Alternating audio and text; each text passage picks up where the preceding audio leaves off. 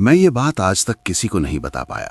सरकारी अस्पताल की उस रात के बाद मैंने नाइट शिफ्ट छोड़ दी, लेकिन बेड नंबर 13 आज भी मुझे नींद में दिखता है। मैं उस समय शहर के पुराने सिविल अस्पताल में स्टाफ नर्स था। आईसीयू की नाइट ड्यूटी ज्यादातर शांत रहती थी। मशीनों की बीप, ऑक्सीजन का हल्का सा शोर और बीच बीच में जैसी आवाज जब टूटी खिड़की से ठंडी हवा अंदर आती थी। लेकिन एक चीज थी जो हमेशा अजीब लगती थी, बेड नंबर 13। अजीब इसलिए क्योंकि रजिस्टर में वो बेड अक्सर खाली दिखाया जाता था, पर आईसीयू में खड़े होकर देखो तो वहां कभी खालीपन महसूस नहीं होता था, जैसे कोई है। करीब 11:15 बजे एक नया मरीज लाया गया। बहुत कमजोर हालत में था। उसे उसी बेड पर लिटा दिया गया। सब सामान्य लग रहा था, लेकिन ठीक 1 बजे दरवाजा अपने आप खुल गया। ठंडी हवा अंदर आई। अचानक मरीज तड़पने लगा।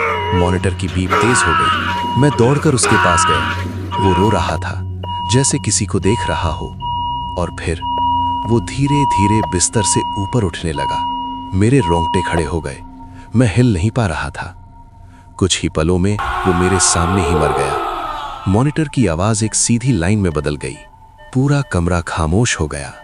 मैं हिम्मत करके फिर उसके पास गया, लेकिन तभी मुझे महसूस हुआ कोई मुझे देख रहा है। घबराकर मैं नर्स स्टेशन पर गया। मैंने बेड नंबर 13 की पुरानी फाइलें निकाल लीं। मैं 2-3 साल पुरानी फाइलें देखने लगा, और जो मैंने देखा उसे देखकर मेरे चेहरे से पसीना बहने लगा। हर फाइल में वही लिखा था, जो भी मरीज बेड नंबर 13 पर आता है, करीब 12 या 1 बजे उसकी मौत हो जाती है। साल बदलते रहे, लेकिन समय वही रहा। मेरे हाथ कांपने लगे, और तभी मुझे फिर से वही एहसास हुआ, कोई मुझे देख रहा है। अब मुझे पूरा यकीन हो चुका था, ये सब सिर्फ एक हादसा नहीं था। अगले दिन मैं भगवान का लॉकेट पहनकर आया।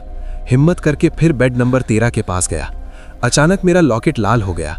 वो गर्म होने लगा, जैसे जल रहा हो, और तभी मुझे सुनाई दिया, यहां से चले जाओ, नहीं तो तुम भी मरोगे। मेरे पैर जवाब दे गए। मैं तुरंत उस कमरे से बाहर निकल आया। उस रात के बाद मैंने नाइट शिफ्ट छोड़ दी, लेकिन बेड नंबर 13 आज भी मुझे नींद में दिखाई देता है, और कभी-कभी मुझे ऐसा लगता है अगला नाम मेरी ही फाइल में लिखा है।